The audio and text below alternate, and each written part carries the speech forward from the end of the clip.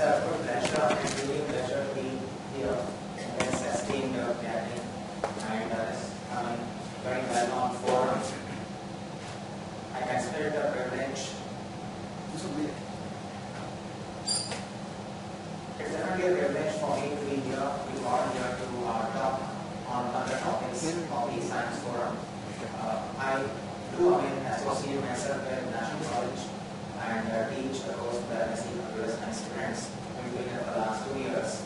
Therefore, when the president and others asked me about delivering a talk, I was really too happy to be able to do that and give a couple of choices on what would interest on a general basis. And this was the topic we finally finalized. I hope I'll be able to give some inputs on what is Internet all about and generally what we normally talk about as IP and IP as what's called as Internet Protocol. So some clarity and some basic understanding of what this IP is all about. And we have something called IP version 4 and version 6. Just a basic difference between the two. So it's more of an exposure, not a very technical discussion on what IPv6 will be. That was the broad mandate or guideline given to me, because there would be students who would want a very technical coverage. There would be even people who would want just a little idea about what is this all about. Okay, with that in mind, it's a balanced approach between the two. Not very general, not very technical. I'm trying to take questions later on again for a detailed discussion if somebody is interested on that. Okay. With that, I'll just start my brief talk. So we'll start the overview of Internet and then probably move on to the specifics. We all, have heard about Internet. We do use the Internet. Internet, just for the sake of a definition, is what we call as interconnection of networks, or more specifically, interconnection of computer networks. Computer being the mainstay devices in the network, but it can be other devices as well. That's how the word Internet has been coined, as the connection of many networks. We do a lot of things. We are all aware that as to what we do. We browse, we send mail, we chat, we also do our reservations, many other business applications via the net. More or less has become an indispensable part of the lives of many, not only those who are working in our IT industry or even otherwise. It's become a part of the lives of many, including the young and the old, in various degrees. It's become very popular. So let's try to understand why we have a network, what are the advantages, and why has it become so popular in the last 15 years. I remember 95, 96 when I came back. I was abroad for some time teaching in Singapore. When I came back, Internet was new. There's no Internet around 96, 97. Slowly, the trend started at the end of the last century. In the last 10 years, we could say it has really, boomed. Probably the growth is exponential, and we see that in the last 4 or 5 years, it has really gone beyond all expectation. Something very similar to what happened to mobile telephony as well. Just a thought people, many, those who have grown in the era of Internet, will keep wondering how could people stay or do their transactions, day-to-day things without a mail, without the Internet. It's maybe an extreme depiction of when we say people can't live without it. But they have conducted surveys where people start using their mobiles and laptops and now the iPads and whatnot in places unthinkable before. And that could be one of the places where people do use. What I'm saying is it's become so indispensable part, a habit, sort of. Earlier we used to come home, go to the office, log on a computer, check the mail, probably do some browsing, put it off. That was the end of Internet. But now it's on the go, you carry it along with you. Many refuse to put it off when you go to bed as well. It's become a part of our lives, very much. Okay, basic question, why network? Yes, Internet is an interconnection of many networks. what are those networks which we are trying to interconnect through the internet? There are networks, essentially computer networks, in various organizations, commercial or otherwise. Why do they have a network? There are some benefits of interconnecting all your computers with your organization.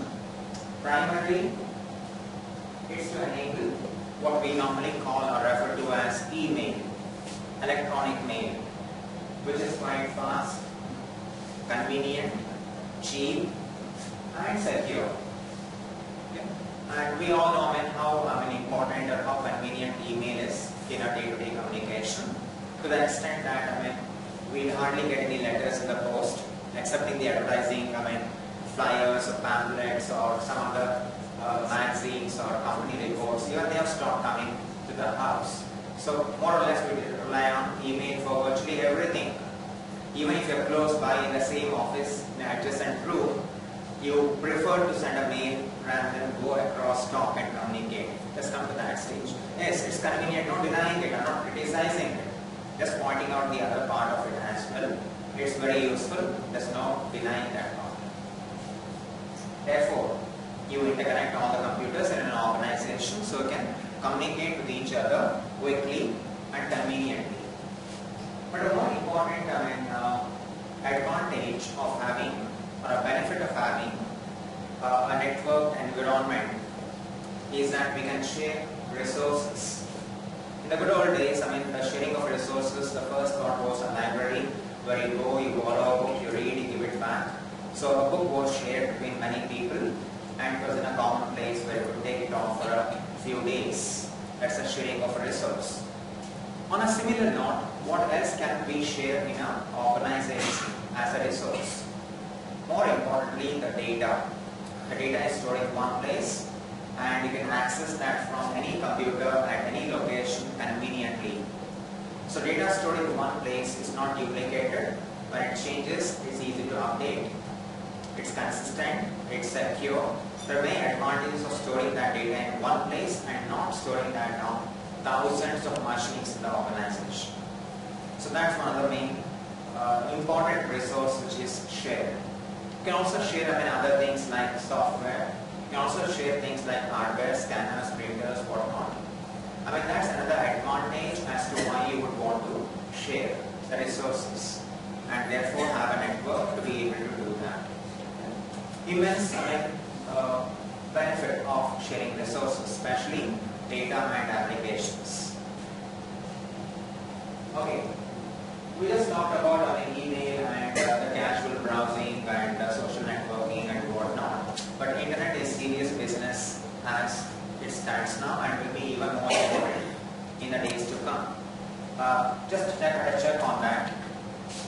There are around 2.3 billion users worldwide, among which around 120 million are in India. Give it a thought. The world population, a newborn yesterday to the oldest person alive, is around 7 billion.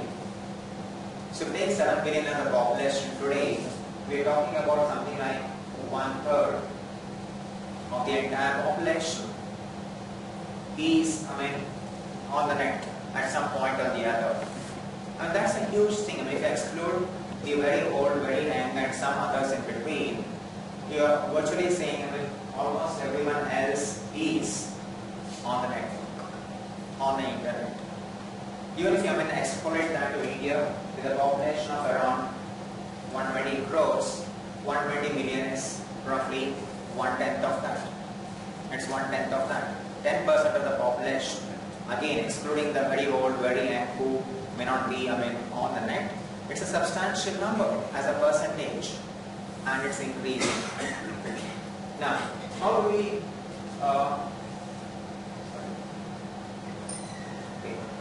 business applications? It's not just the occasional mail or a browsing kind of a thing, but there is serious business to be done through the net, like e-commerce as one of the examples. On what it says is, the couple says, we usually shop in the comfort of our own home, but today the computer crashed, therefore we are here to do the shopping. It could be convenience for some who may not be able to go to the shop, but even otherwise, there's a lot of shopping happening online. That's the e-commerce. It's going to, even we are getting used to it.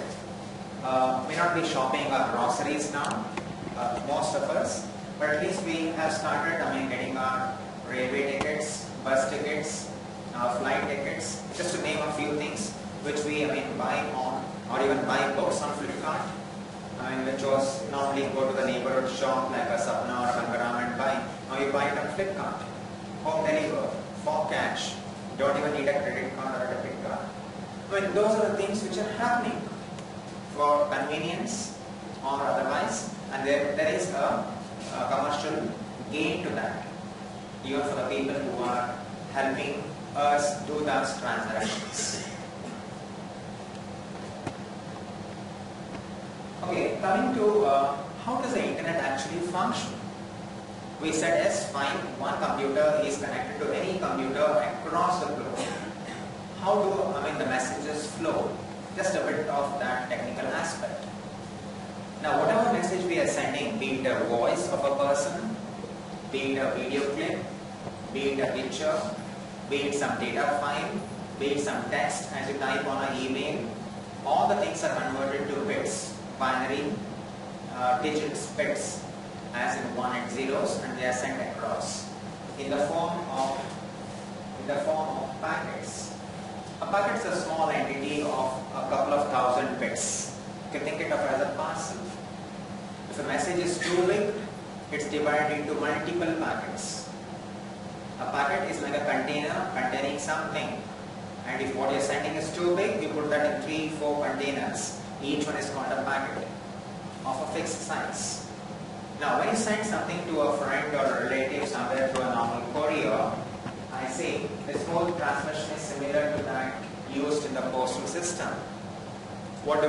What we want to send, we put it in a container, write down the address of whom it should be delivered, and you write your address saying I am sending it. And when you talk to the courier boy, you mention it's a speed post, should be delivered tomorrow, accordingly you pay. The same similar thing happens here. On the container, on the packet, you have a header, and there is an extra which you write whom to deliver, address of the sender, address of the receiver. Those are added in binary form, and the whole packet is sent on a transmission line, like a wire or a coax cable or optical fiber or open space, or a combination of all these things. What happens? Just think of it, a similar analogy here. What happens in a normal postal system? These packets are sent in what's called as a packet switched mode. We normally hear packet switching, packet switching. What does packet switching refer to? In the good old telephone landline system or in a normal voice communication, we have a counterpart called circuit switching. When you dial a number, it goes to the local telephone exchange, then to one more central exchange, some other exchange, all the way the route is found, the route is identified, the bandwidth is blocked, and then the other party's phone starts ringing. When the person answers, you start talking. As long as you talk, the connection is yours. Nobody is going to share that link with you, and you pay for it. Now we say when you're sending data, that method is not an appropriate one or a good one. Because unlike voice is continuous. You talk for 5 minutes, you really talk for 5 minutes. You or the other person. But when you are sending data, what happens is, data does not flow continuously.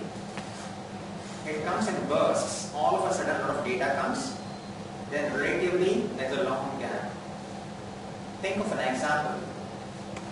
You are browsing, you go to a link, you want to download something, read something, you click on that link.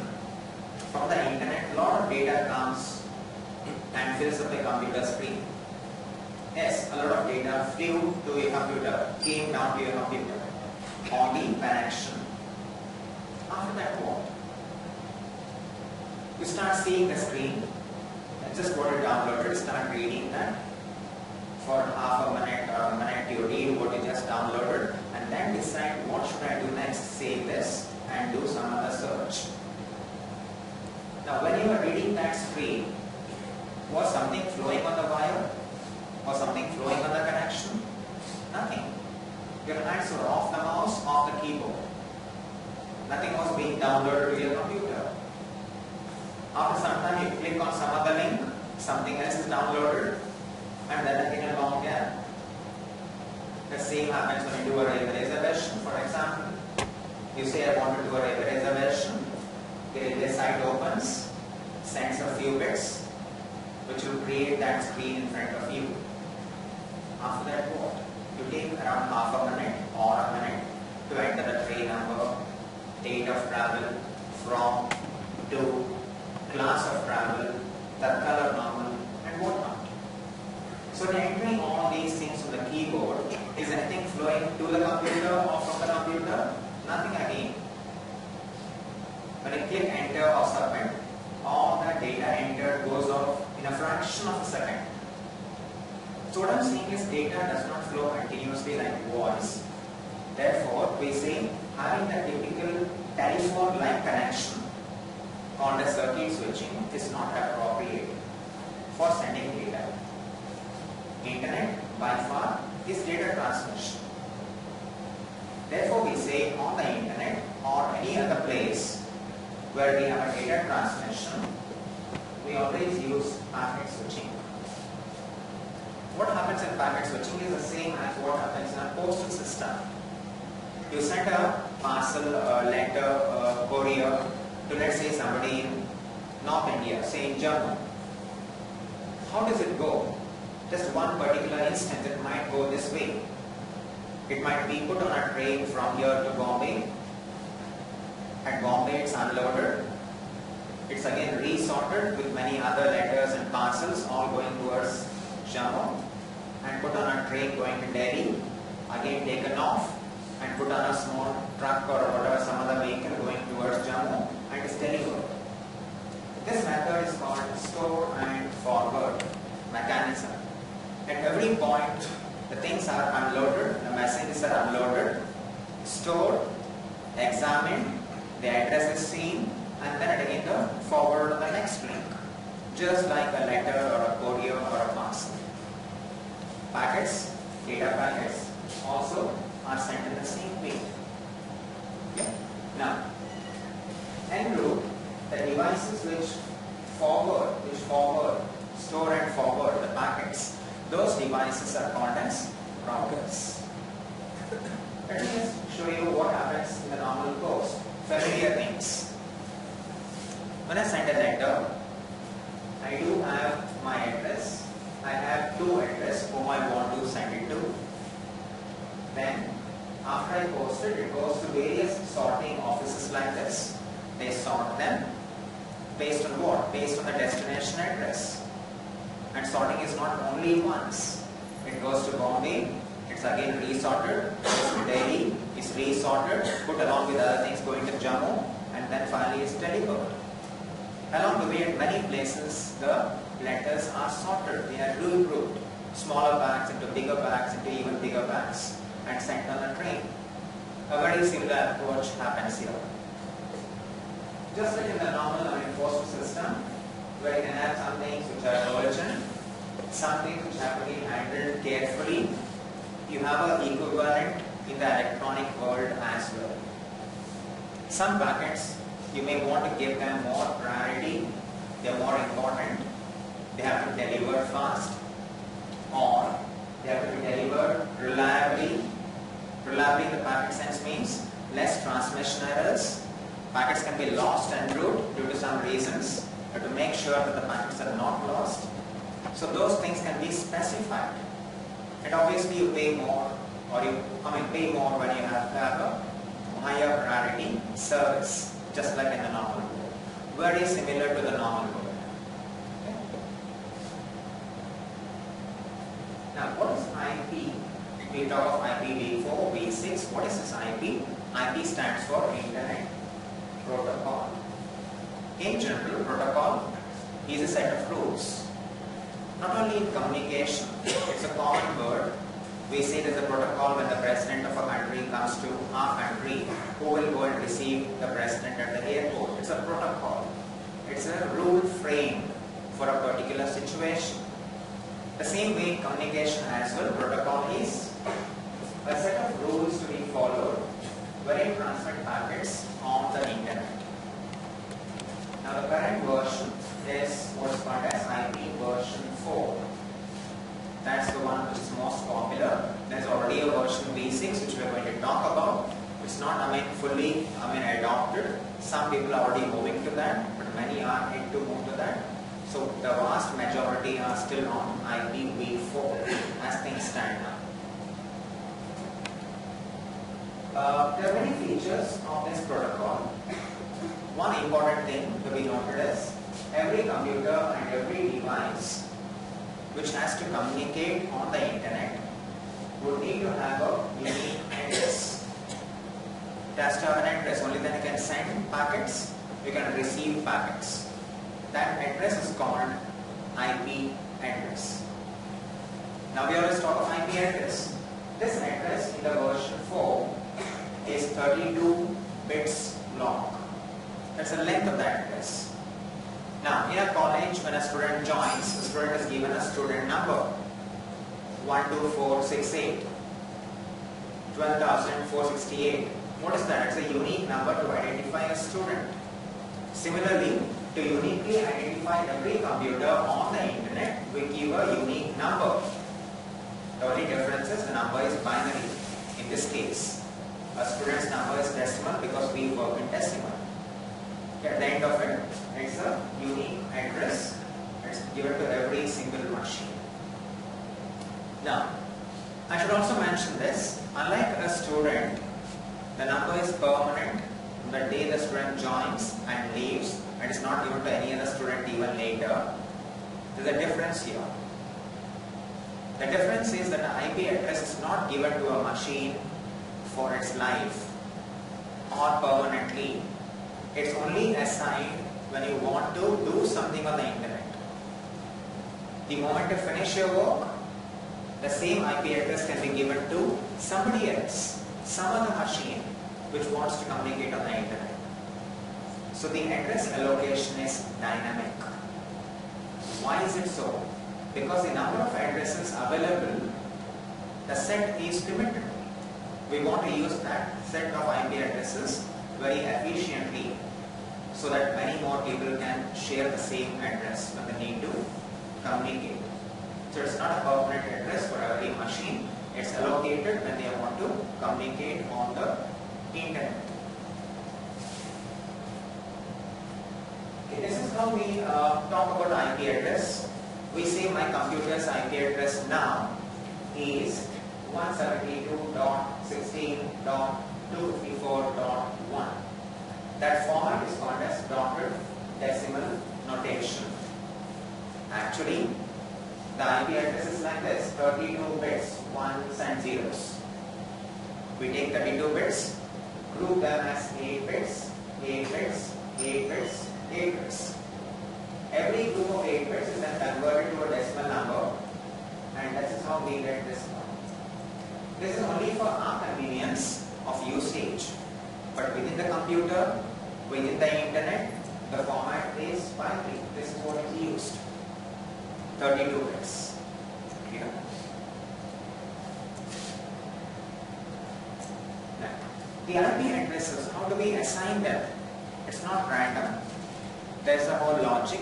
There's a method in the assignment of IP addresses. We say the IP addresses are designed to be hierarchical in nature for an efficient routing. Routing means sending the packets from the source in Bangalore to a destination, say in the US, on a wide area network, very large distances. It has to go very efficiently.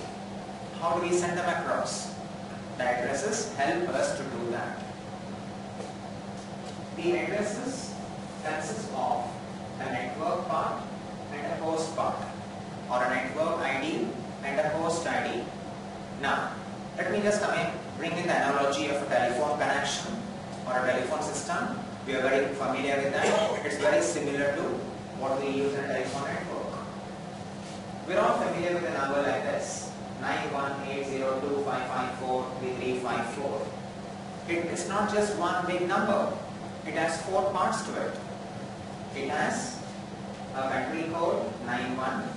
If somebody is dialing us from the US, let's say, the city code is 80, and the 8 digits of a number in Bangalore actually has 2 parts to it. We don't realize it. The first 4 digits represent the telephone exchange we are connected to, and the last 4 represent the number of the phone in that particular exchange. How is the routing done? If somebody were to call us from a phone in the US, it will go to a particular switch in an exchange. Will the switch in the exchange look at all these digits to find out where to forward the call? It will not. The switch, telephone switch in an exchange in the US where the person is making a call will only look at 91 and say, okay, this is a call, this is a number in India. Let me see how to send the call to India first. That exchange, that switch will not look at 80 nor the rest of the number. It only looks at the first part. And let's say it comes to Bombay, landing point. The main central exchange in Bombay where you receive the call. What will that switch look at? That switch will only look at 80 and say, let me send it to Bangalore Central Exchange. I don't have to look at the number within Bangalore. When it comes to Bangalore Exchange, Central Exchange, that will only say, let me forward this to exchange number 2554. When it comes to that local exchange, that will make a connection to the particular phone. So this kind of orderly routing is called as a hierarchical routing or a switching. It's very efficient. So even these numbers are not given randomly, they are given in an organized fashion.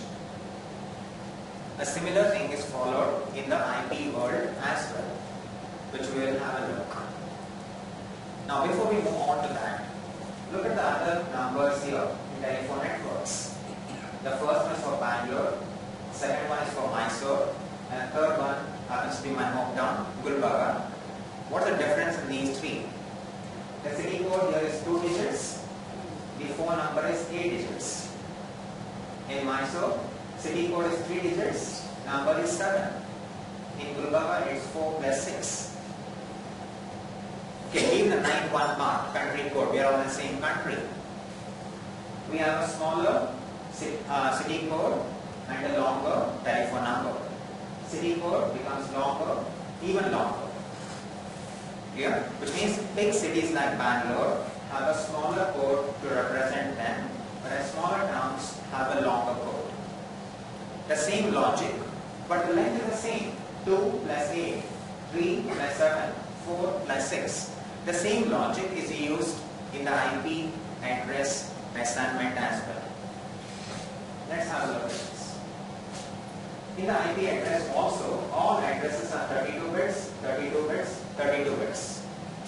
Like the example of telephone number. In a large network, like a large city Bangalore, the network ID is short, the host ID is long. What does it mean? Host is one computer in a particular network. Now if I say a computer in the WIPRO organization, WIPRO as an organization or WIPRO as a network would have a network ID of its own, and within that network of WIPRO there would be many hosts, thousands of hosts.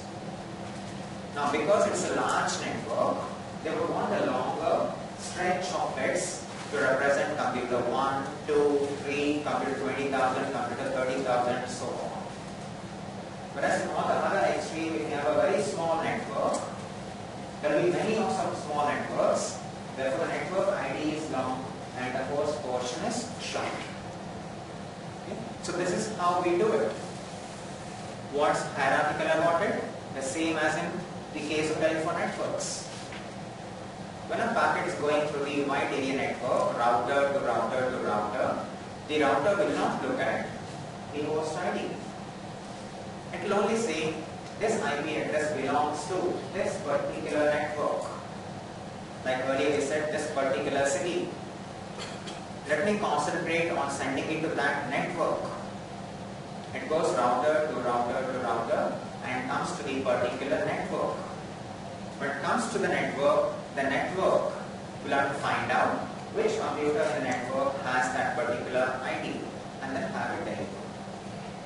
Very similar to telephone network. Again, it's a hierarchical routing. So in this routing procedure, the IP addresses play a major part to make the routing efficient.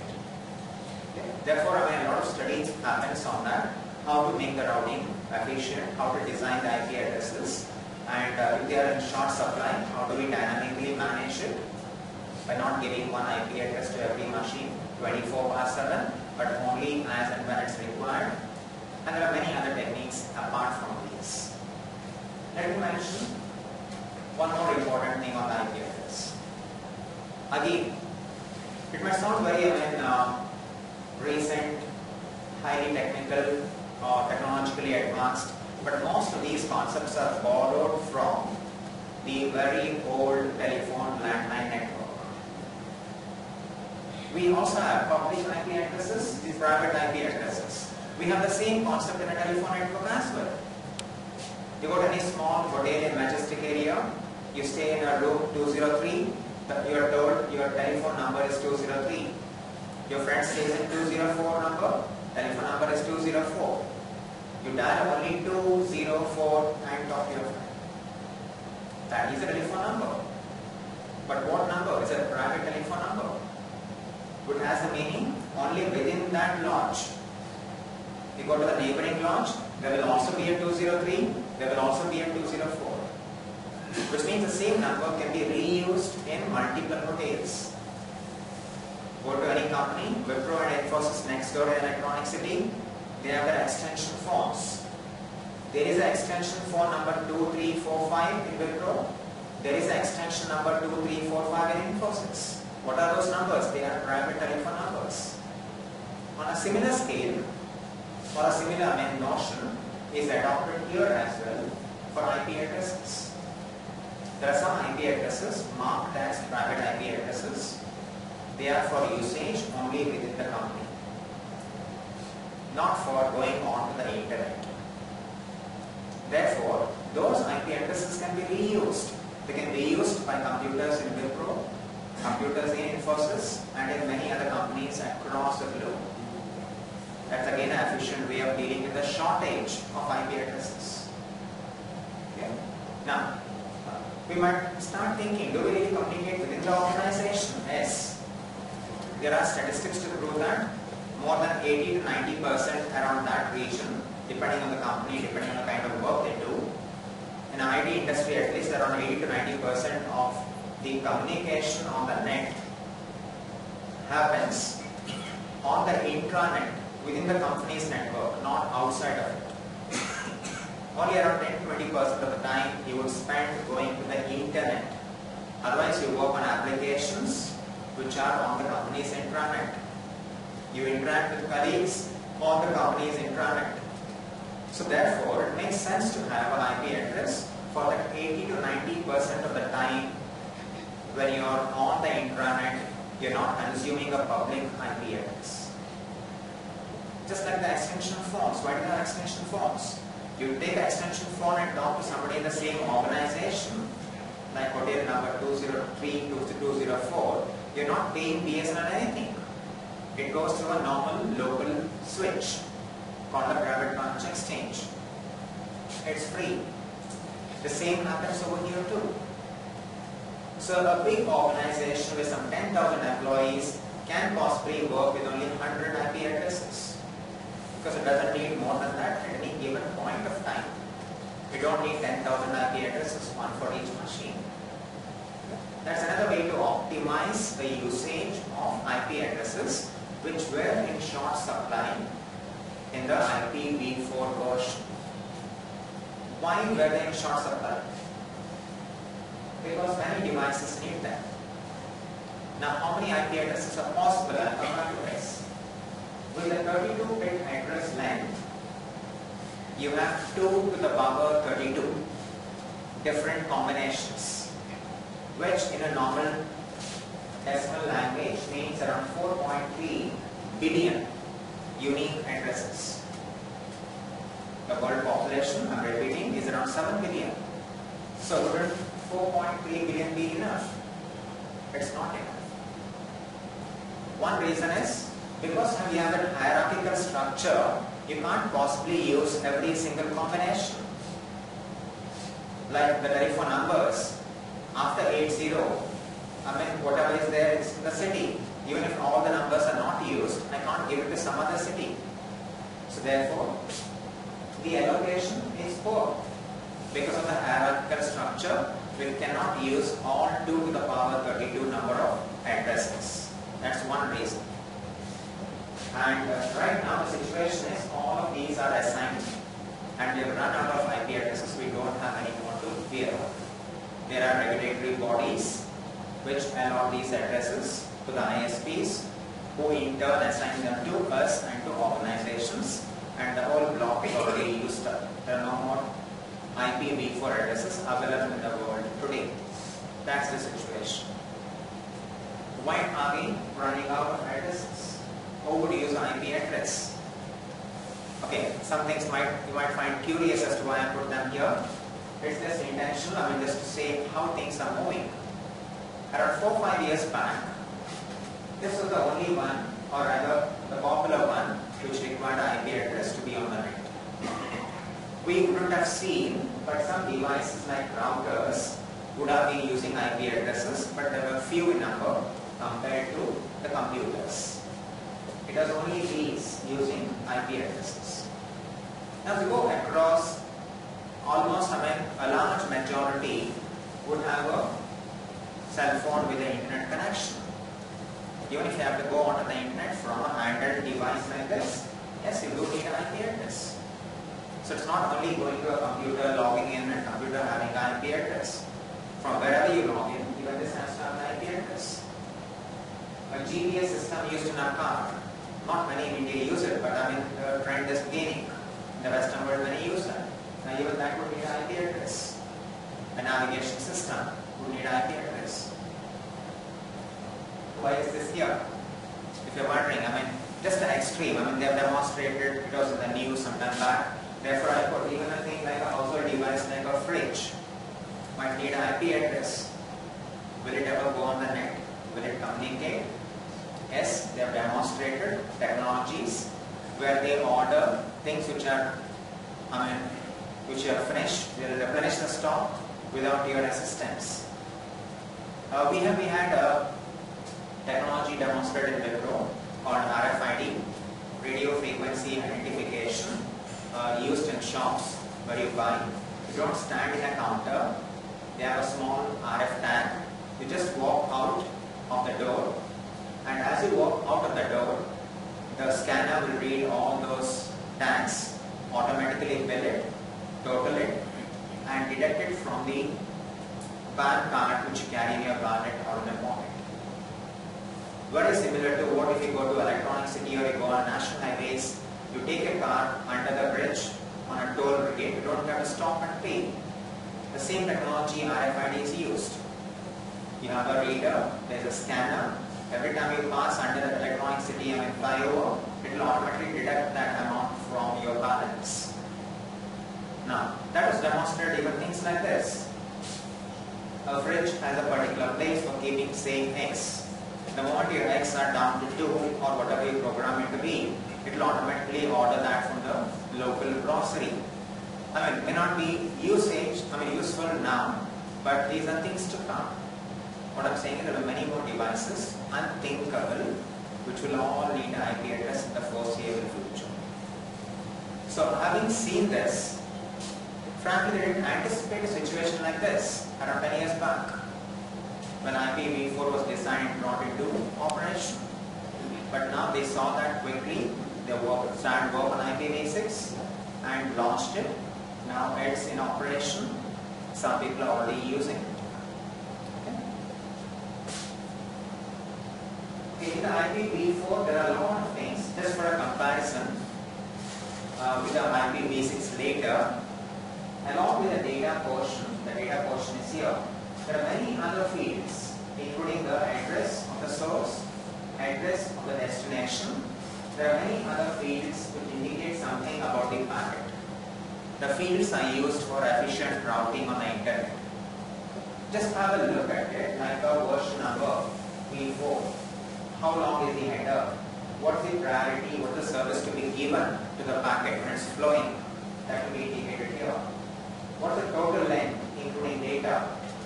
These are some things used, and the packets are divided and they are fragmented along the way. Time delay. How long should the packet be on the internet? Can't be forever.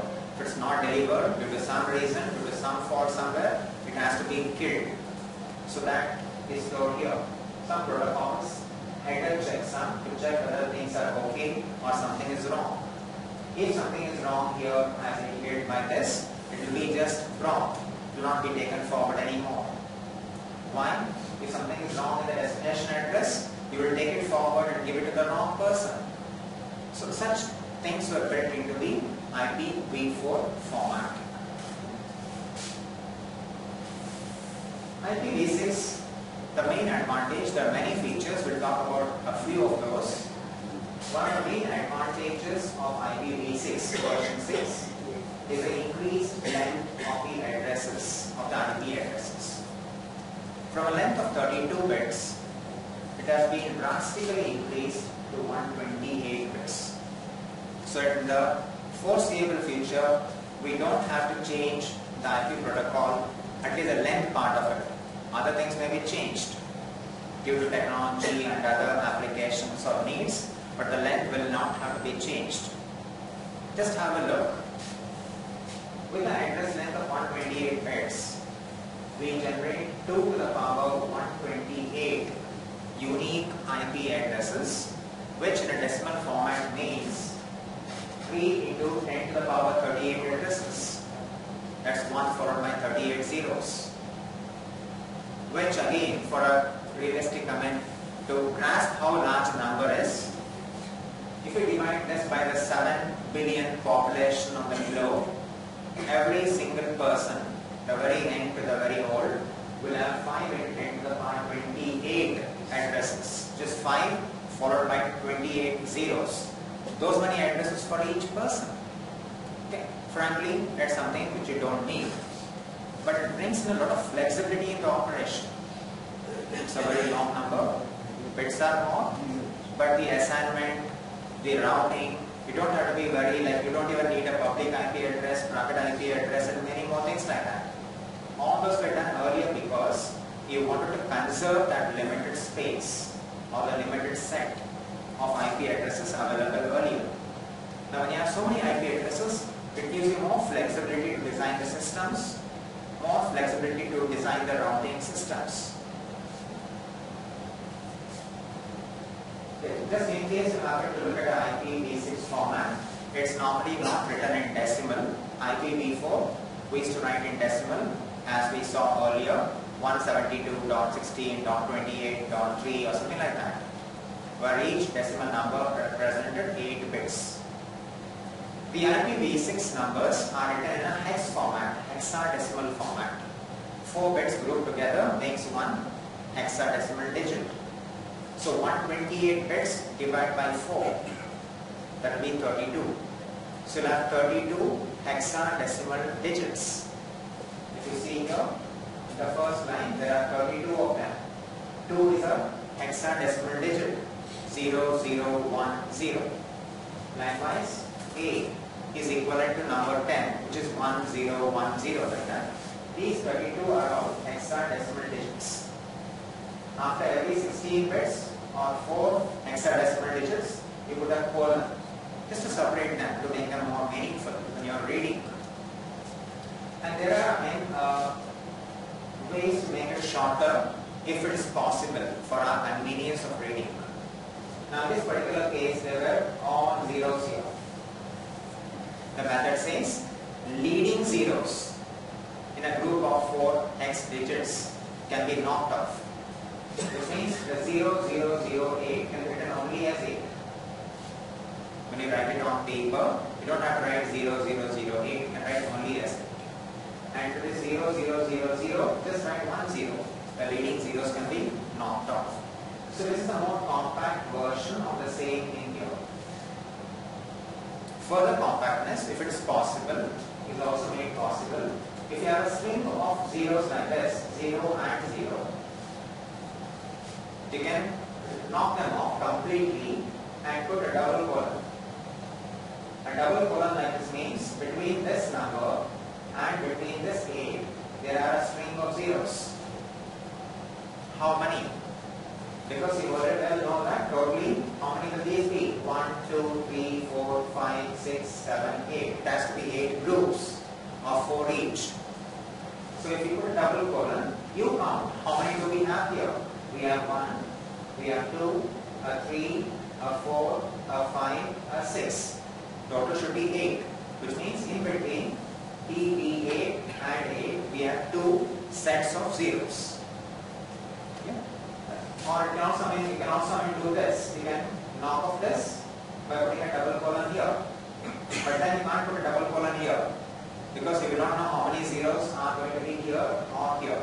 So only one double colon is allowed in the entire address. So when you read an IPv6 address, you will see that they are written like this in the hexadecimal format. It's a very long number. Okay, just for comparison with the earlier one, we are not going to look at the fields, each one as it is. This is a very long source address, 32 bits in one row, 4 rows, 32, 32, 32, 32, 128 bits for the source address, 132 bits for the destination address. Look at the other fields, very few. Compared to the earlier one, quickly we have a look at that. Apart from the source and destination address, we had so many fields here. Whereas in this case, it is simpler. The fact is it's simpler than IPv4. It's intentionally made simpler. Normally we think an advanced version will be more complex with many more fields. No, it's made simpler. Okay, let's have a look. Version will be the number 6. Traffic class is like the service type over there. Flow label is all the things going from the same source will have a sequence number saying they're going from this source, flow label 1, 2, 3, whatever, so that all the things going from one particular source should be handled coherently and in an orderly fashion. The payload then was also there. Comp limit was mentioned as TTL there, time to live. Similarly here we are saying how many hops, how many routers can it cross. I mean, it can't be indefinite. After some time it has to reach the destination. Even after hopping and hopping 20 times, it doesn't reach the destination.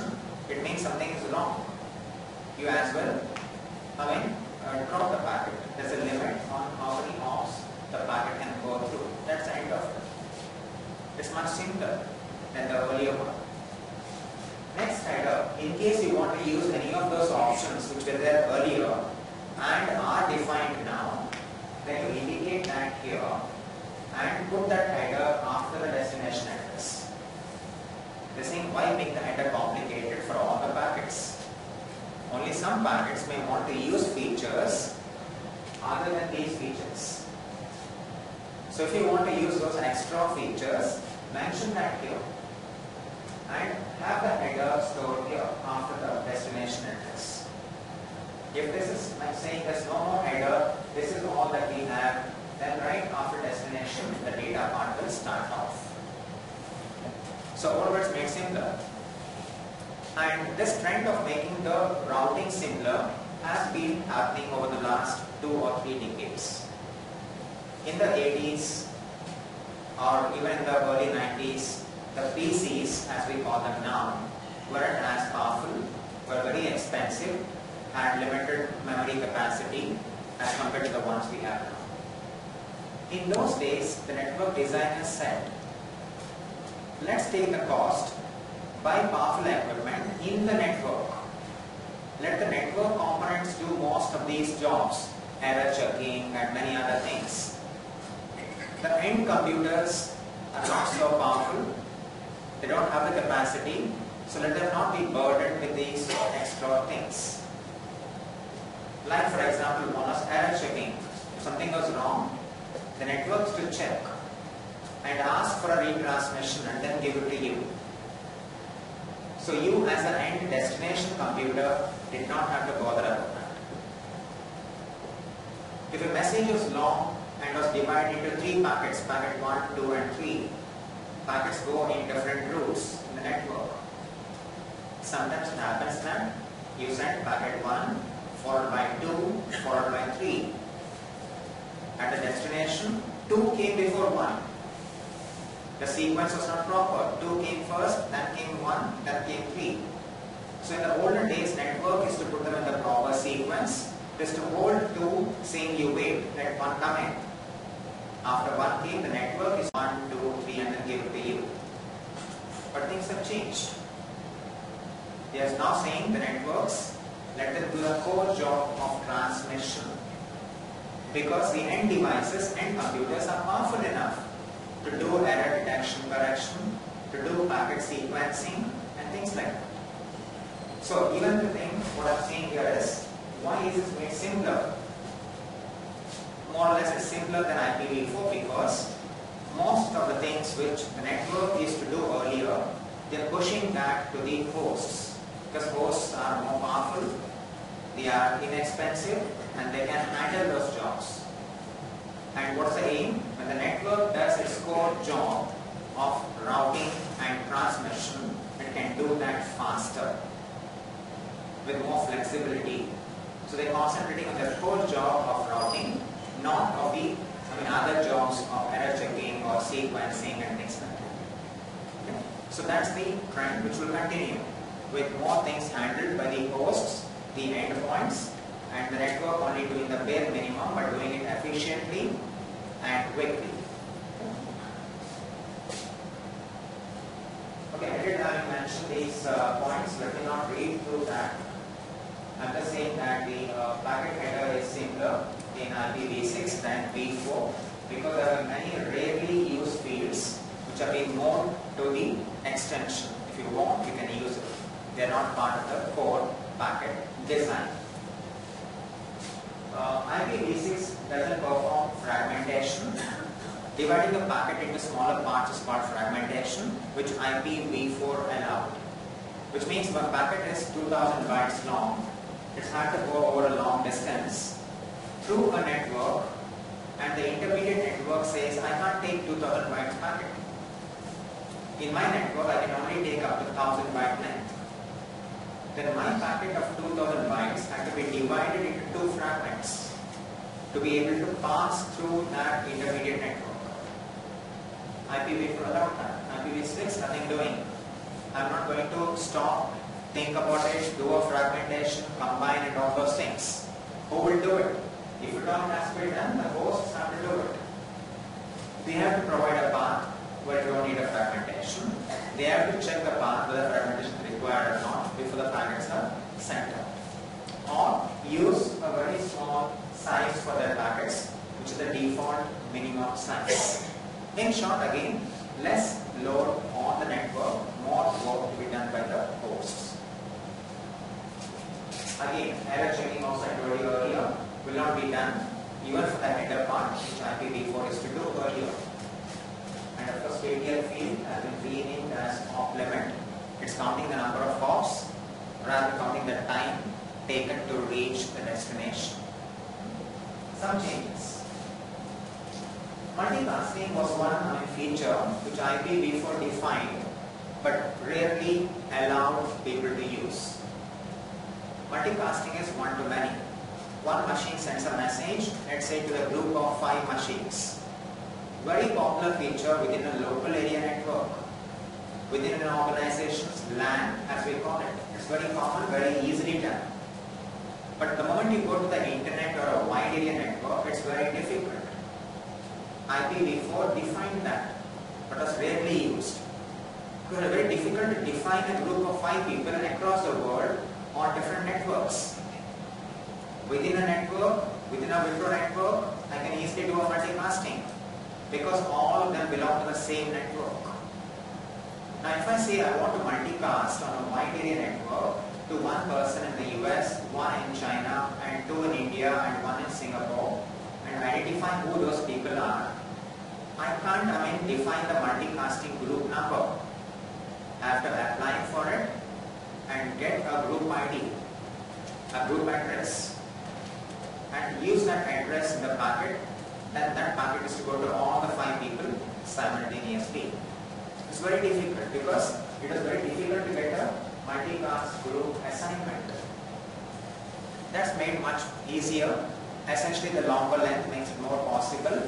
IPv6 allows 4.3 billion multicast group addresses. So virtually whoever wants can configure the one and keep it as a permanent group ID, and whenever you want to do a multicasting, you can do it. Now IPv4, again the shortage was the shortage of addresses. We saw class A, B and C earlier. There was a class B for multicasting. Very limited number of IP addresses available for multicasting. So therefore, you could not have many groups made of that class B addresses. And therefore, it was rationed.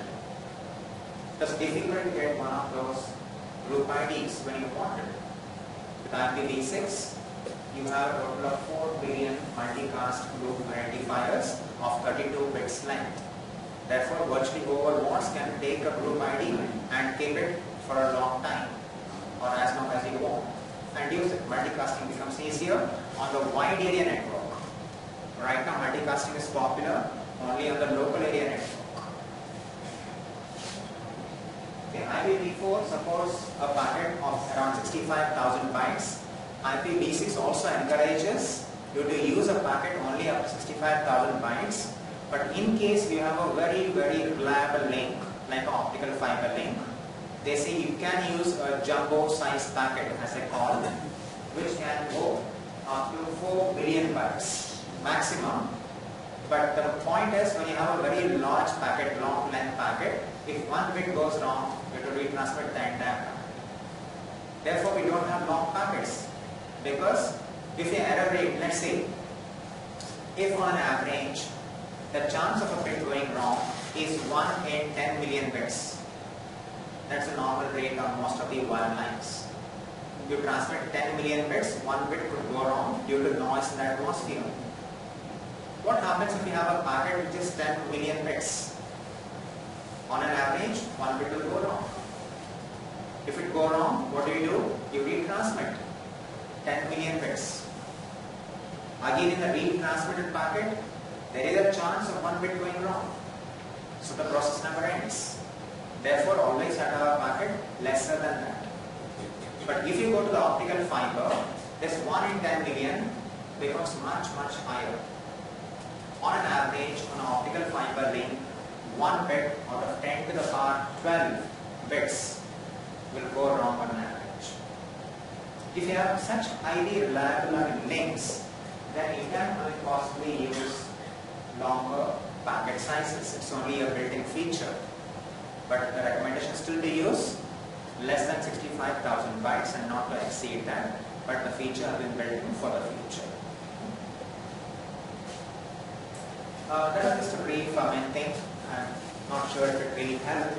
Just to give an overview of what is the internet, what's an IP address we talk about, and how was that IPv4, why was it in short supply, and what have we done in IPv6 to overcome that shortage, and how the longer address also gives us more flexibility in address assignment and in the routing process. Just a broad overview.